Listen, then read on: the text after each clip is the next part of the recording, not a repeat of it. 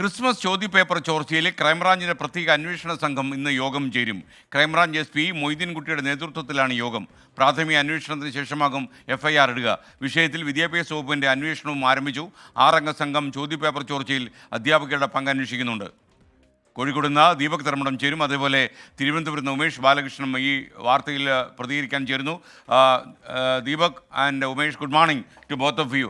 യഥാർത്ഥത്തിൽ വളരെ കർശനമായ നടപടികളുമായി വിദ്യാഭ്യാസ വകുപ്പ് മുന്നോട്ട് പോകുന്നു. മാത്രമല്ല, പോലീസും കൃത്യം അന്വേഷിക്കുമെന്ന് പറയുന്നു. കൂടുതൽ എന്താണ് വിവരങ്ങൾ ലഭിച്ചത്? ദീപക് പറയൂ.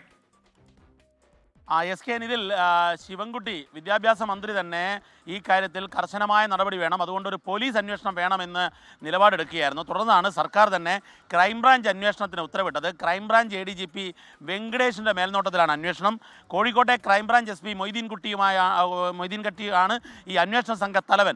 ഇതുകൂടാതെ തന്നെ മലപ്പുറത്തെ ക്രൈംബ്രാഞ്ച് DYSP ഇതിൽ കുന്നുംപറമ്പിൽ റെജിയും ഒപ്പം തന്നെ സൈബർ വിദഗ്ധനായ ഒരു ഇൻസ്പെക്ടറും മറ്റൊരു SIയും ഈ സംഘമാണ് ഇതിൻ്റെ അന്വേഷണത്തിൻ്റെ ഭാഗമായുള്ള ആദ്യ യോഗം ഇന്ന് 10 മണിക്ക് ക്രൈംബ്രാഞ്ച് ആസ്ഥാനത്ത് ചേരും. അതിനുശേഷമാണ് ഇതിൽ അന്വേഷണത്തിൻ്റെ മറ്റ് തലങ്ങളിലേക്ക് കടക്കുക. ഈ പ്രാഥമിക അന്വേഷണം, അതായത് കഴിഞ്ഞ് പ്രിലിമിനറി എൻക്വയറി കഴിഞ്ഞതിന് ശേഷം മാത്രം FIR ഇട്ടാൽ മതി എന്നുള്ളതാണ് പോലീസ് ഹെഡ്ക്വാർട്ടേഴ്സിൽ നിന്നുള്ള തീരുമാനം. കാരണം ഇത് കേട്ടുകേൾവി മാത്രമാണോ, അല്ലെങ്കിൽ ഇത് കൃത്യമായ ഒരു കുറ്റകൃത്യം നടന്നു, ഒരു ക്രൈം നടന്നു, അതായത് ചോദ്യപേപ്പർ ചോർത്തി കാശുണ്ടാക്കി എന്നുള്ള ക്രൈം നടന്നുവോ എന്നുള്ള കാര്യത്തിൽ ഒരു പ്രാഥമിക പരിശോധന നടത്തിയതിന് ശേഷമായിരിക്കും FIR ഇടുക. FIR ഇട്ടാൽ സ്വാഭാവികമായും ചോദ്യം ചെയ്യലിലും അറസ്റ്റിലേക്കും കടക്കും. കാരണം ഇതിൽ ഒരു സാമ്പത്തിക ലാഭം ഉണ്ടാക്കൽ മാത്രമല്ല, സംസ്ഥാനത്തെ വിദ്യാഭ്യാസ വകുപ്പിൻ്റെ വിശ്വാസ്യത തകർക്കുക എന്നുള്ളത് കൂടിയുണ്ട്. അതുകൊണ്ട് തന്നെയാണ് മന്ത്രി ശിവൻകുട്ടി ഇതിൽ ശക്തമായ നിലപാട് എടുക്കുകയും ചെയ്തത്. SK, ഏതായാലും ക്രൈംബ്രാഞ്ചിൻ്റെ ആദ്യ യോഗം ഇന്ന് ചേരും. SK. Okay, thank you Deepak Dharmadam.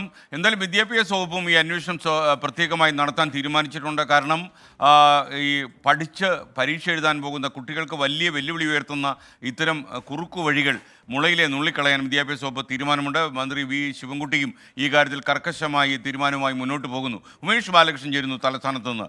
Umesh, എന്തൊക്കെയായിരിക്കും വിദ്യാഭ്യാസ വകുപ്പിൻ്റെ നീക്കം ഈ കാര്യത്തിൽ? Good morning SK. 6 അംഗ സമിതിയാണ് ഇപ്പോൾ അന്വേഷണത്തിന് വിദ്യാഭ്യാസ വകുപ്പ് ചുമതലപ്പെടുത്തിയിട്ടുള്ളത്.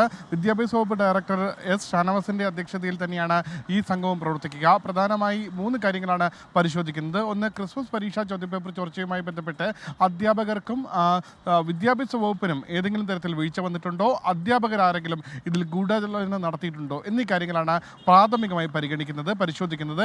രണ്ടാമതായി, ഇനി ഇത്തരം പ്രശ്നങ്ങൾ ആവർത്തിക്കാതിരിക്കാൻ ചോദ്യപേപ്പർ തയ്യാറാക്കുന്നതിൽ സുരക്ഷാ സംവിധാനങ്ങൾ വർദ്ധിപ്പിക്കേണ്ടതുണ്ടോ, കൂടുതൽ രഹസ്യ സ്വഭാവം ഇതിൽ കൊണ്ടുവരേണ്ടതുണ്ടോ തുടങ്ങിയ കാര്യങ്ങൾ ശുപാർശയായി വാങ്ങും. മൂന്നാമത്തെ കാര്യം, അധ്യാപകർ, സർക്കാർ ശമ്പളം വാങ്ങുന്ന അധ്യാപകർ സ്വകാര്യ ട്യൂഷൻ സെൻ്ററുകളിൽ പഠിപ്പിക്കുന്നുണ്ട്, അവരുടെ പട്ടിക തയ്യാറാക്കണം. അത്തരത്തിൽ പഠിപ്പിക്കുന്നവർക്കെതിരെ കർശന നടപടിയുമായി മുന്നോട്ട് പോകാൻ കഴിഞ്ഞ ദിവസം തീരുമാനിച്ചിരുന്നു. മുഖ്യമന്ത്രിയുടെ നിർദ്ദേശവും ഉണ്ടായിരുന്നു. അതിൻ്റെ അടിസ്ഥാനത്തിൽ സ്വകാര്യ ട്യൂഷൻ സെൻ്ററുകളിൽ പഠിപ്പിക്കുന്ന സർക്കാർ ശമ്പളം വാങ്ങുന്ന അധ്യാപകർക്കെതിരെ കർശന നടപടി ഉണ്ടാകും. അച്ചടക്ക നടപടി തന്നെ ഉണ്ടാകും. അതിനുവേണ്ടിയുള്ള പട്ടിക തയ്യാറാക്കും. എന്തായാലും 1 മാസം കൊണ്ട് റിപ്പോർട്ട് തയ്യാറാക്കി മന്ത്രിക്ക് കൈമാറാനാണ് നിർദ്ദേശം നൽകിയിരിക്കുന്നത്. SK.